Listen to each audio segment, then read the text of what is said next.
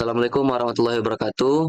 Pada kesempatan kali ini saya akan mempresentasikan tugas besar untuk ekonomi teknik, yaitu tugas pra UTS dengan dosen pengampu yaitu Bu Milana STMSC PhD, dan yang akan dipresentasikan oleh saya sendiri yaitu M. Adib Barziansyah dengan NIM 2307349 dengan prodi Pendidikan Teknik Otomotif. Nah, di sini kita memiliki soal yaitu sebuah bengkel yang akan dibuka.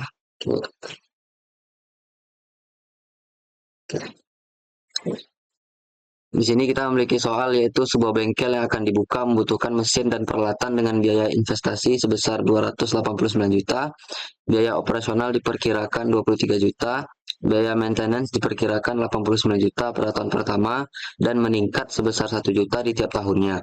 Pendapatan yang diharapkan sebesar 79 juta di setiap tahunnya. Pada tahun ke-8 dilakukan overhaul yang menghabiskan biaya sekitar 89 juta. Kemudian tahun ke-6 dan tahun ke-15 diperoleh lamsam sebesar 180 juta, dan investasi ini akan diperkirakan dapat berjalan selama 23 tahun dengan perkiraan pada akhir investasi nilai sisa dari mesin dan peralatan bernilai 60 juta dengan tingkat suku bunga 5%. Dan karena di sini saya memiliki NIM ganjil, maka di sini saya akan menggunakan metode annual cash flow analysis.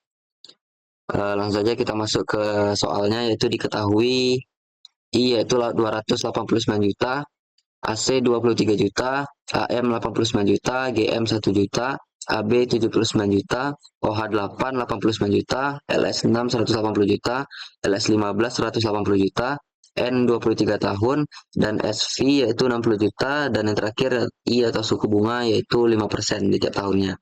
Kemudian pertanyaannya itu atau ditanya layak atau tidak usaha tersebut dapat dijalankan. Langsung saja kita masuk ke yang pertama, yaitu diagram arus kas. Di sini kita memiliki baris dari tahun 0 ke tahun 23, dan di tahun 0 ini diketahui bahwa I atau investasi yang kita keluarkan yaitu mengarah ke bawah sebesar 289 juta, dan AM yaitu pada tahun pertama kita itu membutuhkan sekitar 89 juta pengeluaran, dan di tiap tahunnya nanti akan meningkat yaitu GM sebesar 1 juta. Kemudian ini AB ada 79 juta, dan sisa investasi yaitu diharapkan 60 juta, dan LS6 atau pada tahun ke-6 yaitu 180 juta, dan LS15 atau tahun ke-15 180 juta, dan OH8 atau overhaul di tahun ke-8 yaitu 89 juta. Selanjutnya kita masuk ke formula sederhana. Di sini rumusnya yaitu negatif I min I dikurang min I min AC min AM min GM plus AB min OH8 plus LS6 plus LS15 plus SV. Untuk formula lengkapnya tinggal masukkan saja kompon interest table, yaitu dengan ini contohnya min I dikurang AC, yaitu buka kurung P per A, P per A dikali I kali N. I ini adalah suku bunga, N ini adalah berapa lama investasi yang akan dijalankan. Kemudian dikurang AM, buka kurung P per A dikali I kali N tutup kurung. Kemudian dikurang GM, buka kurung P per G dikali I kali N. Kemudian ditambah AB, dibuka kurung P per A dikali I kali N. Kemudian dikurang OH8, buka kurung P per F dikali I kali N. Kemudian buka kurung lagi A per P dikali I kali N. Kemudian ditambah LS6, buka kurung P per F dikali I kali N, buka kurung A per P dikali I kali N, ditambah LS15, buka kurung P per F dikali I kali N, buka kurung A per P dikali I kali N, tutup kurung, ditambah SV, buka kurung P per F dikali I kali N. Kemudian masukkan saja kompon interest table tadi, yang dimana pada perhitungan yang keempat ini yaitu dengan masukkan juga angka-angka yang telah tersedia pada soal yang sudah diketahui sebelumnya, yaitu I yaitu 289 juta, dikurang AC yaitu 23, dan buka kurung P per A dikali I tadi suku bunga masukkan 5%, dan N itu adalah 23 yaitu selama 23 tahun. Ini sama semuanya, dan yang berbeda nanti ini di pada 79 yaitu buka kurung P per A dikali 5% dikali 20, dikali paper A dikali 5% dikali 23 yaitu rentang waktu selama 23 tahun. Kemudian 89 yaitu buka kurung paper F dikali 5% dikali 8 tahun. Dan kemudian di sini ada juga LS6 yaitu 180 juta buka kurung paper F dikali 5% dikali 6 tahun. Kemudian untuk LS15 yaitu 180 juta buka kurung paper F dikali 5% dikali 15. Yang terakhir yaitu ada SV yaitu 60 dibuka kurung paper F dikali 5% dikali 23 tahun.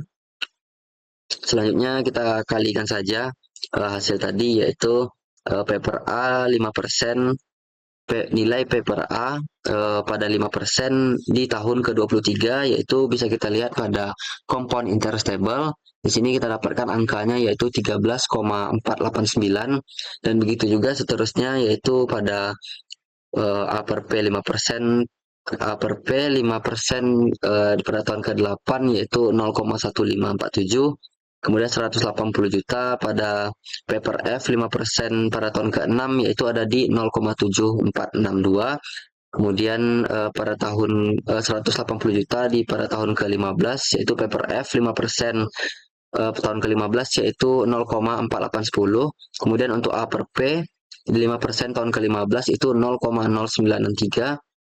Dan yang terakhir yaitu di 60 juta paper F 5% 23 tahun yaitu ada di 0,3256. Kemudian tinggal dikalikan saja yang dalam kurung terlebih dahulu yaitu di sini ada 23 juta dikali 13,489 yaitu menghasilkan 310 juta 247 ribu yang dikurangkan dengan 289 juta. Kemudian 89 juta dikali 13,489 yaitu menghasilkan 1 miliar 200 juta 521 ribu. Kemudian 1 juta dikalikan dengan 120,008 yaitu 120 juta 008 ribu. Kemudian 79 juta dikalikan 13,489 yaitu menghasilkan 1 miliar 65 juta 631 ribu dan begitu seterusnya. Perhatikan tanda negatifnya itu dikurang dan positifnya itu ditambah. Dan yang terakhir yaitu 60 juta dikali 0,3256 yaitu menghasilkan 19 juta 536 ribu. Nah, di sini setelah dijumlahkan dan dikurangkan juga tentunya mendapatkan hasil yaitu negatif 809 juta 129.479.